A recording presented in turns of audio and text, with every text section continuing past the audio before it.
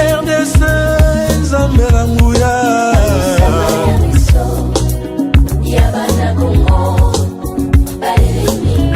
Bangusa ya Congo Bangusama ya miso ya mboka oyo etangisi makila mingi yawe Bana Congo bino batu boza na besoin ya kotonga bandaku na bino. BM échafaudage ezopesa bino planche, shell, sécurité, maximal et lenda. L'air mutamati mutakokweya te. Ya biso eza na ba norme européenne. Ya biso eza ya ba chinois te, ya ba indien te, ya ba libanais te. Un bus sera mis à votre disposition. BM échafaudage, plus de 3500 mètres disponibles. Contact Maman Nangaye, du nouveau à Kinshasa, place Yassur, des amoko na immeuble Emma, des arabes normes, standard, international, et Koyamba, Batunyoso, en famille, en couple, salon VIP. Et salle à manger, salle de bain confort et magistral et des chambres à coucher, cuisine Kafou. Sécurité, ils a assuré. Connexion internet illimitée, Facebook, TikTok, WhatsApp. Et à Ophélie, groupe électrogène 24h/24h. Courant et Kindakate. La immeuble Emma. Notre adresse dans la commune de Kalamou, quartier Yolosi, avenue Balinga, numéro 9. Soyez les bienvenus. Immeuble Emma.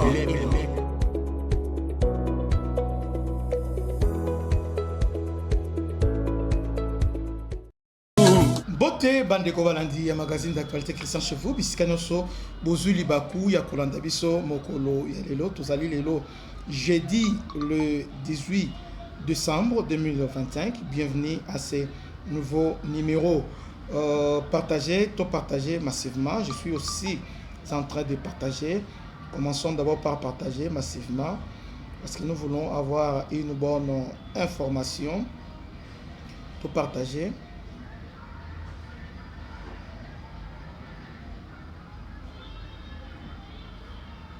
Bokota ebele donc kabali solo mutu na kotite kotsa bandeko mususu. OK, je suis en train, voilà, ici moi-même je suis en train de partager.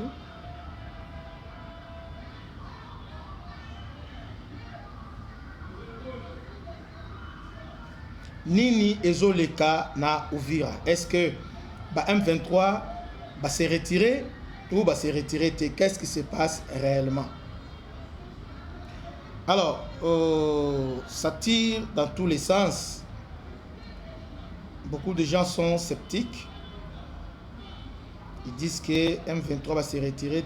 Ils sont toujours là dans la ville de l'Uvira. Après, depuis hier, le M23 a commencé son retrait dans la ville de Uvira. Ici, je voulais préciser une chose. Parce que nous sommes là pour vous informer. Il faut tout préciser. Makambo belé. Beaucoup de gens disent que tout ça, c'est vrai. Mais plantons d'abord les décors. Il y a une semaine, Kagame a lancé les contre-offensives pour avoir Uvira. Premier objectif, il y a Paul Kagame Zakinini. Il disait Burundi a soutenir RDC, Bazo massacrer Banyamulenge. Il est venu neutraliser la menace à partir de la source. Kagame a attaqué le Burundi, a tindi ba bombe na Burundi et puis il a pris le contrôle ya Uvira. Oh, pour lui c'est un piège. Pas Koi na Mutambo, il a pris Uvira. Basali Makele les belés donc le Rwandais partout dans le monde. c'est le jour où Uvira Kwei qu'on a compris que la plupart des gens qui disaient sont des Congolais, parfois on sympathisait avec et on se disait bon, hommonie, marginalisation, tout ça. Mais là, ce jour-là, tous ces mondes qu'on appelle Banyamulenge, qui sont en réalité des Rwandais, Salina Nzembo, Uvira libéré, Uvira libéré, Uvira libéré, Uvira libéré. Pour eux, libération ya Uvira, ils ont qui déclic Oyo et bandit siko na shit ya Tshisekedi parce que pour les Banyamulenge Tshisekedi déjà ennemi na bango parce que Félix Aboyi coupe sa suite na les revendications. Les revendications, ils ont attentat à la souveraineté. Ils veulent s'emparer de notre terre. Voilà. Maintenant, Kagame par orgueil, quand il progresse vers Uvira, ils ont commencé à progresser vers Makobola. Ah, Luanga, Makobola, Fizi, pour progresser vers Tanganyika.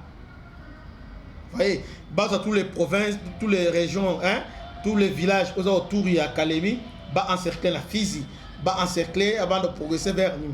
Voilà leur plan de Wanokendi, avec beaucoup de vitesse, avec propagande, d'ailleurs, et puis avec ça, tous les Congolais étaient vraiment découragés. Mais là, on vient de stopper cet élan. Et là, on nous a retrait. Et là, nous voulons trop demander. C'est ça le problème. Ah ouais, j'ai beaucoup de gens qui m'envoient des vidéos. Ah, ils sont déjà à Makobola, ils sont déjà à la Fizi, ils sont déjà à Boy. Non, c'est fini pour Tshisekedi, c'est fini. M23, ils sont déjà à niveau. Ils sont de la force Bendera, ils sont encerclés Kalemi. Là, mais là, aujourd'hui, ils ont que. D'abord, parlons d'Uvira. Tout ce que nous avons fait, c'est retiré à Uvira. Parlons d'Uvira. Les problèmes c'est se retirer. Pour notre problème, ils ont lancé, déclenché qui offensive. Uvira, et les gens qui ont des baraka, parce que baraka, ils ont la Fizi, baraka, ils ont la ville, ou ils ont la Fizi. Pour que baraka, ils ont la Fizi. Ils ont la ville, la Kati, il y a territoire, il y a Fizi. Baraka, après, Fizi, c'est les jonctions entre Rwanda et Nani. C'était leur plan. Donc, nous sommes avec beaucoup de vitesse. Beaucoup de vitesse. Maintenant, avec appel, il y a Trump et puis Américain, pas question. Kagame est en train de mettre de l'huile sur le feu dans le niveau sous-région, il est en train. Et là, quand on a les bossons sur Congolais, on respire. N'est-ce pas? Nos frères qui sont partout. Parce que là, Kagame avait accéléré parce qu'il avait déjà tous les moyens, Kabila, Nanga, et John Numbi et les autres, ils étaient déjà là, en train déjà de planter les décors pour Koyamba. Bakataratanga, ils étaient déjà prêts. Dans le niveau, il y a Bazamba Moba, ils étaient déjà prêts pour accueillir Batouana. Vous voyez? Est-ce que vous voyez ce que nous sommes en train de voir? Et là, on a bon, maintenant, leur plan a échoué.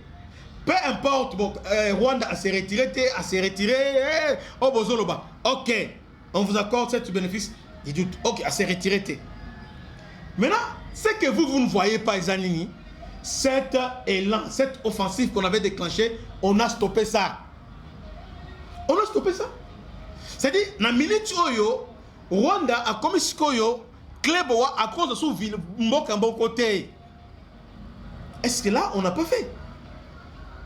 Parce que les gens, les mêmes personnes, on va donner un poteau qui disait que ma message, toujours dans la plupart, parce que dans la diaspora, il y a des qualités. 80% sont des Congolais, 80% baza pesa pour Mboka. Bana bolingo Mboka, bazo tourna mais la mususu oyo barata na poto. Ils croient qu'ils vont venir comme Oayaki na Afdel. Bangonde bazo waskoyo, moni tout ça. Donc c'est les Ino et les autres Guinée Otana. Ils ont tout fait. On nous appelle partout, de part et d'autre. Christian, mais chacun a son ligne. Information dont personne écoute, on a publié en hauteur. Nous sommes intelligents. Tout ça va n'importe. Non. Tant on a information, tout le temps, et puis à partir de nos là, à partir de nos oyo, on comprend nos directement. À côté. Donc par jour, on 500 peines. Téléphone pesant. Mais on a obligé, on t'a mis, on pensa. Mais ce qu'on est là, au moins il faut reconnaître que dans cette narration-là, échanger. Cette percée-là, échanger. D'abord, il faut reconnaître ça. Parce que si on reconnaît que la diplomatie a joué pour le moment. Rwanda maintenant, on a un niveau qui est retraité. D'abord, on a un niveau, on a déjà. On a Makobola, après Makobola, ils avaient des prix Makobola. Avant qu'on déjà vers une village là, dans le niveau, non, on bien monté. C'était comme ça. Et c'est là qui bongo. Mais là maintenant, tout coupé par cet sentiment. Donc ce sont des gens, ils sont sur le bango, ils sont vraiment décidés. D'abord, premier jour, on pose des conditions. Maintenant, est-ce que toutes les conditions qu'ils ont posées, yo yebisanga conditions ni oyo et c'est réalisé. Par exemple, ils ont dit que bah poser condition on a condition na gouvernement excédent exact. La pression est tellement macasse pour les Américains, il faut sanctionner les Rwandais. Il doit se retirer. D'ailleurs, ça qu'on appelle CONOPS, mais sur les équipes qu'on a traité par FDLR et aussi retrait les troupes rwandaises. Maintenant, États-Unis va déclencher, va anticiper, donc va accélérer. Alors, maintenant, quelle est la situation dans Tongo Alelo, dans le niveau Yanine? Avant de commencer, je commence par là. Je voulais d'abord planter ce décor-là. Situation d'abord Liboso, je vous donne d'abord lobby, il y a eu retrait. Parce que pendant la journée, il disait quoi? Pendant la journée, il chantait. Il chantait, il parlait à quiconque veut les attendre. Il disait que d'ailleurs, il faut. Ils sont même partis plus loin aux États-Unis, il faut déployer troupes mixtes, tout ça. Mais arrivé le soir, préparer Nina Bangwana, ils ont quitté. Mais Elo Aliboso, Elo Aliboso, est-ce qu'ils ont quitté? Peu importe dans maquillage, ils ont quitté. Mais risque na bango toyebi yango, ça ne profite, ils ont profité bango te. Donc dans le temps ma sécurité, si vous pensez que ce qui se passe dans ma sécurité, non, ils ont ma sécurité. Bango dans la conscience na yango. Preuve en est que Namo il disait quoi? Namo France 24, non 48 heures après, mais n'a pas aboyé pas. Suivant la première image, il y a un retrait na bango. Quelques minutes seulement, bota la retrait na bango, il y a lobby. Suivons ces images. Maji wa MTV, kwa sasa tuko katika mji wa Uvira ambako wanajeshi wa M23 sasa wanafunga mizigo na kuacha mji wa Uvira wakianza kuondoka, kama vile unavyowaona hapa, wengi wao wakibeba boksi zao ya risasi.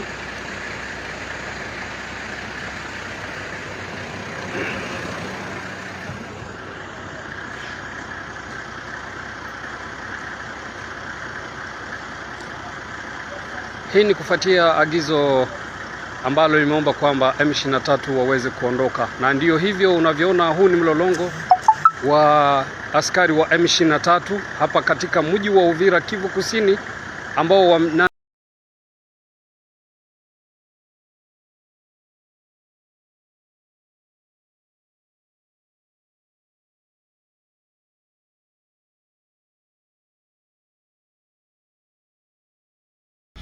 Bolandine wazolonga, wana lobby. Alors tout ça ezali pression, ezali makas. Et puis calendrier ezali vraiment resserré. Vous voyez? Donc ils n'ont pas de temps. D'ailleurs, le gouvernement azo kumba bangote. Si on dit patrie mouya azo bien va ventir na bango ba sala, ba soana ba longo te.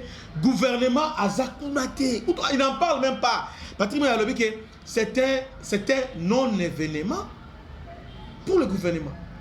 Alors Si vous avez bango, si vous avez bango, mais le gouvernement attend seulement les sanctions. Parce qu'ils peuvent quitter aujourd'hui. Maintenant, les massacres qu'ils ont commis à niveau ya Uvira. Pendant qu'il y a déjà plus de 1000 morts dans le niveau Uvira. Au Babomi, ba massacré, na Bambeli, Bazoboma. Maintenant, balobi ke balongwenda mbo bamuso balati ba tennis civil ba c'est. Est-ce que vous Uvira bien? Est-ce que vous connaissez Uvira? Bango Rwandais baza la conscience ya Uvira. À moins qu'il n'ait pas Uvira té bon, na moi na yeba té, mais les gens au bayebi Uvira. Bayebi ke Uvira eza Bukavu té. Uvira, il y a des radicalistes. Donc Uvira ezali ni mzusu. Vous savez, na Uvira au Batamapi, sobo longwe au Batamapi. Bayebi conséquences. Uvira, on est basé dans Bandaku, basé dans Nibo. Là, tout ça hypothèse basé dans Bandaku. Mais Uvira, Mboka Bavira, Bafuliro, na babembe qui sont quelques bembe qui sont là. Au Batami, on est à Bachita, Batami et puis tu es à l'aise. Non, je ne pense pas. Batami bien si, mais Kobatama, ils sont en train, et là, on sait que c'est pas ces années. Bazon dit maté que Bazo Longwa, parce que Bangotan Bayaki, ils pensaient que c'est fini, parce que Baïbsa Ibsonin, dès que tu es libéré là, des années, comme il y a 10 autres, Ouvira oublié. Ils ont dit ça. Baïna Bakana Babache, mais là, ce qu'on dit maté que Bazo Longwa. Il y a un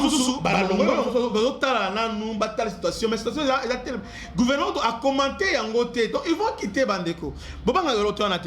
Alors, ce matin, qu'est-ce qu'ils ont fait? Tellement qu'ils ont médiatisé, Bazo s'est retiré, Babakei, dans Zela Kamanyola. Bamususu, Bamati, na haut plateau. Suivant la deuxième image, il y a Lelo. Bazo Mata, na haut plateau. Ils sont en train, il y a Komata na haut plateau. Maintenant, il est temps maintenant d'expliquer pourquoi Bazo Mata na haut plateau. Suivons l'image.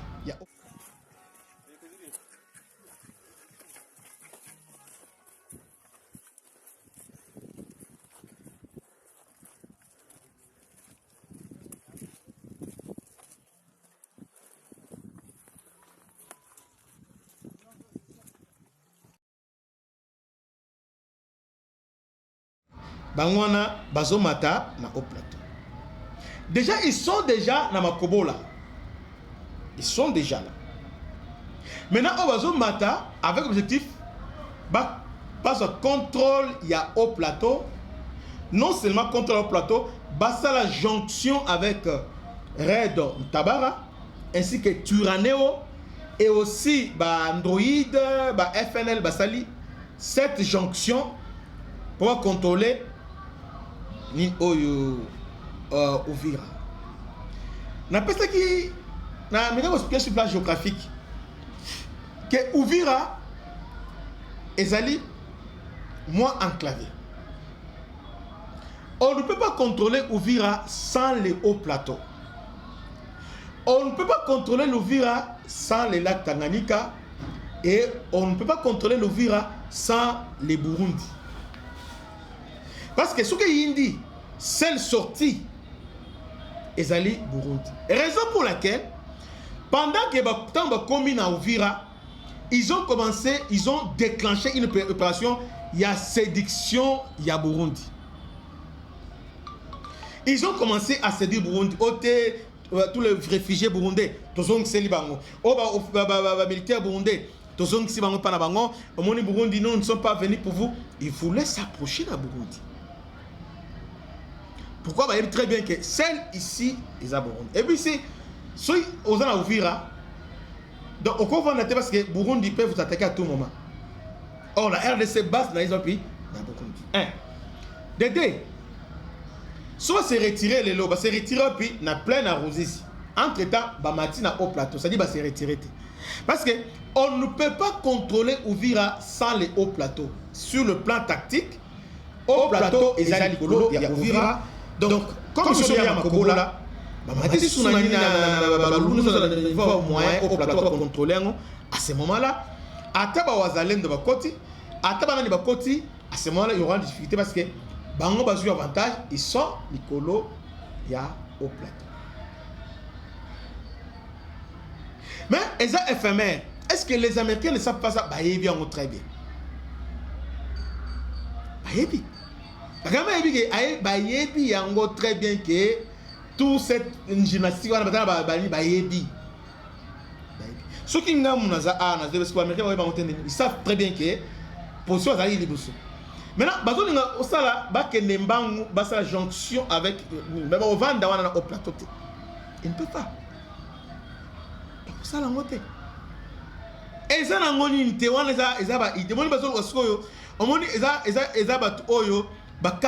rapidement solution bon contrôler au plateau parce que les troupes burundais parce que est-ce que vous savez chaque jour ça fait une semaine d'abord partir en Mboko FARDC s'est renforcé dans le niveau sanitaire, au niveau Baraka. Tant que na Baraka, il y avait, na premier jour, il y avait affrontement entre les Wazalendo et les FARDC. Wazalendo, il y a bazoluka, traquer, neutraliser, désarmer FARDC. Depuis lors, FARDC, il y a une présence impressionnante. Il y a FARDC au niveau Baraka. S'il y a un frère au niveau Baraka, Benga et Tunaï, Baraka et Zandini. Baré Barkade. Oye na Mboko, ndenge moko. Oye na tous les villages, les FARDC sont là. D'ailleurs, on a opération bombardement, tout ça, et puis force navale autour, on a bazo surveillé. Donc, bazo par tous les moyens, il cherche par tous les moyens, bazo va se positionner, ça la repositionnement, Congolais et Congolais. Bobanga est l'autre côté parce que dans les cas au Kendete. Baska okendete ba kokende nulle part balobi bozonga bisika bozalaki parce que tant qu'il y a le la RDC a dans le droit de se défendre. À niveau au plateau, nous avons les Burundais sont là. Et dans la Mwenga, et dans la Fizi, ils sont là. Ils sont là. Et faire des choses. Donc facilement, bako coincé bango, non seulement coincé, surtout déclencher la force aérienne, à bandi qu'on neutralisé bango, on résister. On résister. Donc Nicolas au plateau, il ne faut pas résister. Hein? Bon, on est là au monté. Donc première chose qui est offensif qu'ils avaient à déclencher, on a arrêté yango. Tout ça ce qu'on a procédé, il y a des il y a comment je peux dire, tout ça on a procédé il y a Nairobi. Donc on les a stoppés. Parce que retiré. Et la Sony a été moni bamona tomati boté. Parce que c'est chaque jour on le dit bolongo té. Bozawana. Vous savez, est-ce que vous voyez que les Américains on a besoin de sur place pour un satellite, un drone, il y a ma casse de surveillance. Oyo, à partir de là, tout ce qui se passe, fait et geste, parce que quand ils disent que quand les Américains vont au Rwanda, à partir de décembre, 6 000 personnes, c'est-à-dire ils sont là. Bazali. Oh, Eric Bazali. Les Américains sont déjà là. Il y a un ambassadeur des États-Unis à lobby. Présence de Bisso et Zalaté. Ils ne sont pas là. Obi. On va éviter. On va chercher. Il y a qu'on décourager les Congolais.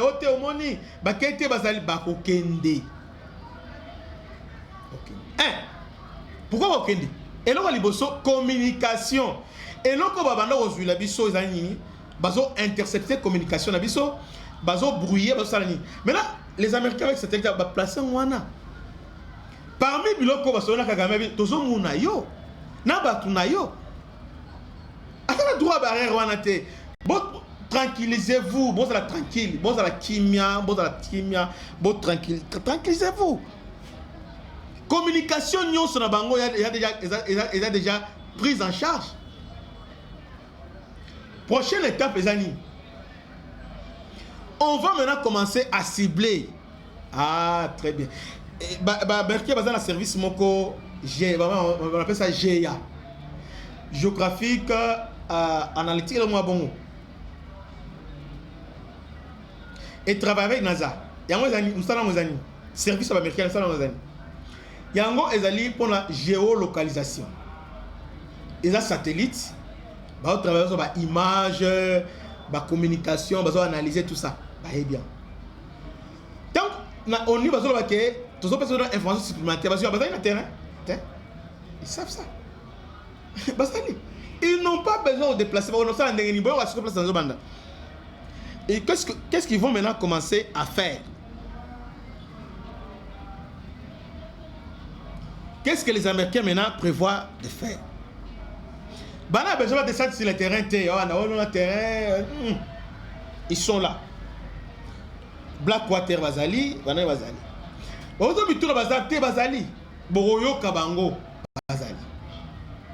Ce n'est pas hasard que Trump a ponaki Eric Prince. Non, Bazali.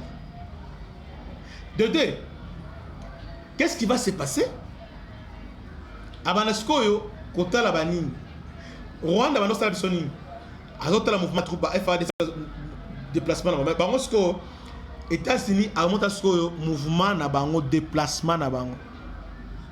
Na communication na bango ont intercepté. Maintenant, ça va se passer comment? Bako kangana mon ndé masala makanika makanik wazaki na nimbo ndenga bomaki na jour moko toujours avec collaboration avec GIA à la place pour communication à la place pour la réunion ta abomimba la mo nanga et les autres ça sera comme ça. C'est là bon CP là dans quelques jours avant tout en décembre avant tout comment le 19 non le 19 est dans le lobby donc avant tout le 29 tout CP là beaucoup de monde on a zolo ba oyo ça va se concrétiser donc c'est un niveau que bazon na soko éliminer Batuana Bisimo Nanga Makenga on va les éliminer. On va les éliminer. On va les éliminer.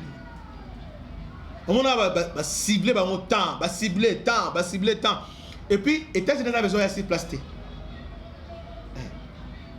Ils vont seulement collaborer avec les FARDC. Et là, on va changer de commandement. Bâtir des hommes intègres, tout ça. Beaucoup de place c'est fini, pour les moments. Et vous allez bon. Ça sera comme ça. Donc, ces gens ici, ils pensent que maintenant, na Uvira, na base, Uvira est différent. Uvira est appelé na Rwanda, Uvira est appelé na Burundi. Ne crois pas qu'ils sont abattus, ils vont partir. Ils vont partir. Les autorités, ils vont partir. Alors, le FARDC se renforce. Il va se renforcer. Dans l'un des ministres Affaires étrangères à Rwanda, Bouchibé, ils sont là maintenant. Arrogance, c'est fini. Oh, nous sommes venus faire c'est fini, on les a sautés. Exacté. Bobangelo, tu vas comment calamité. Comment calamité? Bah, comment te?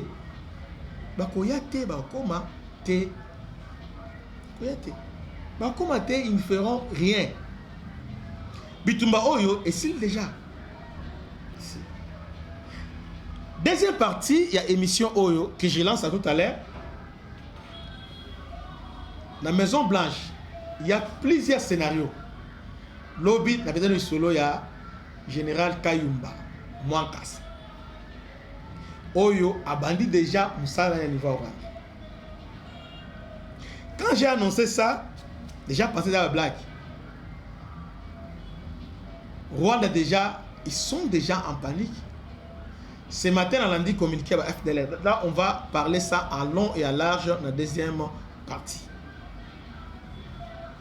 Les États-Unis, bayambi tous les opposants en exil. Et bah Rwandais, Maison Blanche bayambi. Il y a quelque chose qui se passe au niveau États-Unis. Donc, c'est la fin. Il y a Paul Kagame. C'est sa fin. Et ça, nous avons bêté déjà. Quand ils ont justifié, les gars, nous avons tous déjà. Donc, boza la tempo, boza la kimia, boza la penza kimia, penza ya kimia. Donc, eloko ezate pe eloko ekozala te. Eloko ekozala te. Donc, c'est ça la situation sécuritaire. Il y a Tongo Lelo et puis la police. Donc, ces gens-là vont partir. Ne pensez pas que Ataba maintenant au plateau, va se repositionner. Donc, première partie, Tosuki Awa.